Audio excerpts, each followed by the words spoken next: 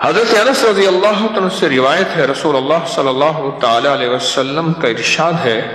جس شخص نے فجر کی نماز کے بعد کسی سے گفتگو کیے بغیر سورۃ قل هو اللہ پڑھی، جس شخص نے فجر کی نماز کے بعد کسی سے گفتگو کیے بغیر سورۃ قل هو اللہ پڑھی تو اس دن اس کے لیے 50 صدیقین کے عمل کے برابر ثواب لکھا جائے گا۔ اب دیکھیں، اس میں کوئی تعداد نہیں ہے، وہ ایک سے لے کر بے شمار تک،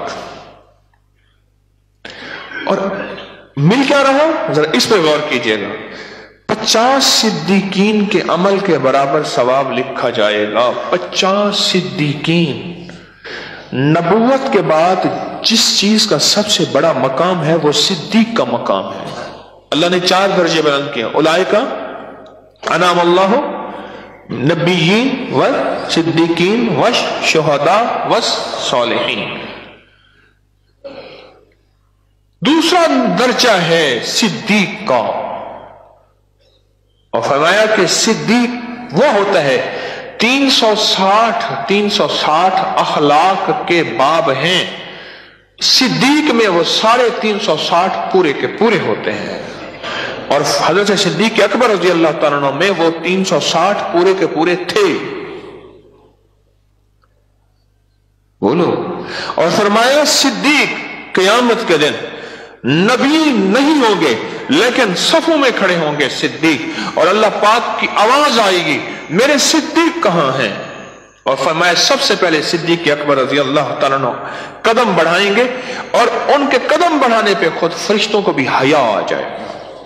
ان کے قدم اٹھانے میں اتنا حیا اور اتنا ان کے اندر وقار ہے۔ جس کو 50 صدیقین کا مقام مل جائے کہ عمل کے برابر ثواب مل جائے، صدیق کتنا بڑا عمل کرتا ہوگا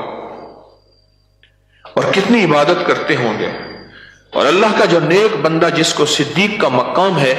اس کی عبادت کیا ہوگی، اس کی تسبیح کیا ہوگی، اس کا مانگنا کیا ہوگا، اس کی زاری کیا ہوگی، پھر فرشتوں کے ہاں اس کا مقام کیا ہوگا،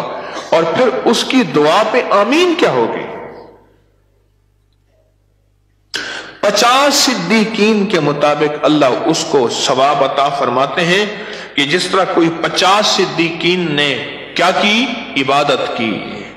اور جس نے صرف فجر کی نماز کے بعد سورۃ اخلاص پڑھ لی۔